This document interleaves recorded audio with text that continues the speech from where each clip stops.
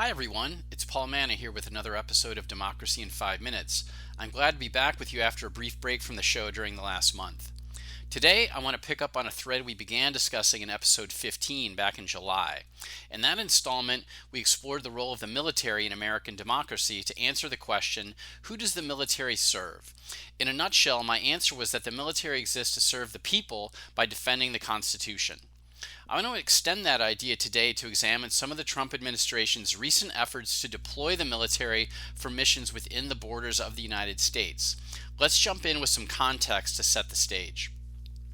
Looking back to earlier in the summer and also during the past few weeks, we've seen numerous examples of the Trump administration's thinking about how to use the military in domestic affairs. At the strategic level, this includes Defense Secretary Pete Hegseth's comments to the U.S. Senate in June. Hegseth noted that the Pentagon is developing a new national defense strategy that places the domestic U.S. homeland at the very top of the military's priority list. That means other items that had been atop the list, such as countering international threats overseas like terrorist networks, China, and Russia, now have lower priority. Hegseth is set to receive a completed draft of these new plans on August 31st, a couple of weeks from now. Beyond strategy, operationally on the ground, another example includes President Trump mobilizing active duty U.S. troops and members of the National Guard into action in California and just this week in Washington, D.C. The troops have assisted federal agencies like ICE and the FBI in domestic policing actions to enforce immigration law and other policies. These examples represent a shift from past precedent about the military and its use in domestic contexts. The shift has raised several concerns that bear on the health of American democracy. These concerns center on a couple of points that we've previously discussed. One is the Constitution's demand, described in Article 2, that the executive branch needs to faithfully execute the law. The other is that the president and the executive branch operate in a system of checks and balances. The expanded use of the military for domestic law enforcement activities strains both of these ideas. Here are some reasons why.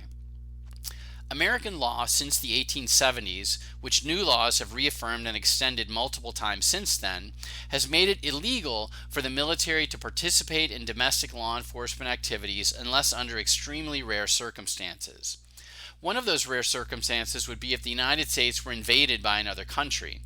The president and his supporters have used language to suggest as much, saying that the large number of undocumented people in the nation amount to an invasion of U.S. soil. That framing, however, strains the legal meaning of the term invasion. The overwhelming majority of undocumented people in the U.S. are not present as part of an organized fighting force directed by a foreign government. They are not trying to overthrow the U.S. government. In fact, they often have fled oppressive governments that they oppose, and they support the United States.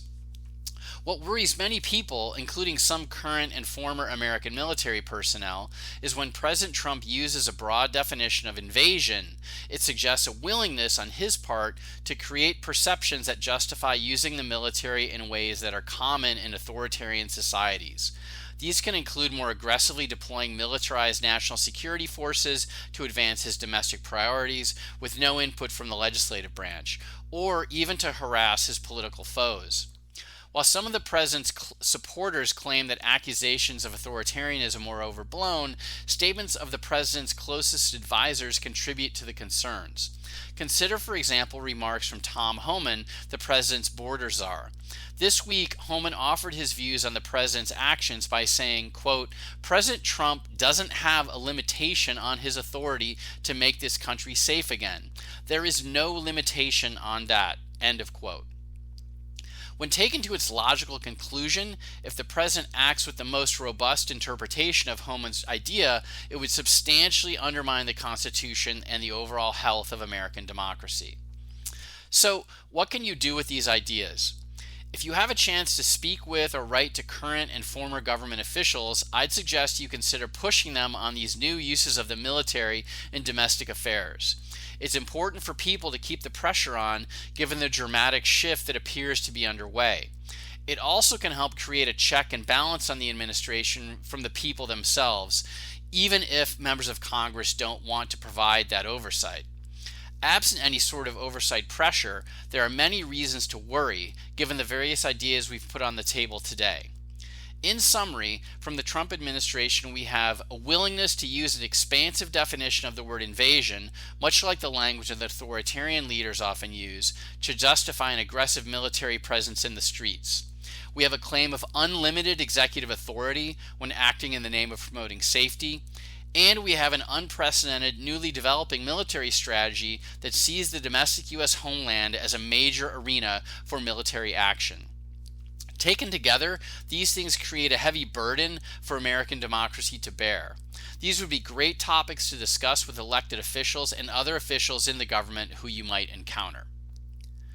That's where we'll wrap up today, folks. I look forward to exploring the vital topic of American democracy in our next episode. Until then, take good care, and I'll see you soon.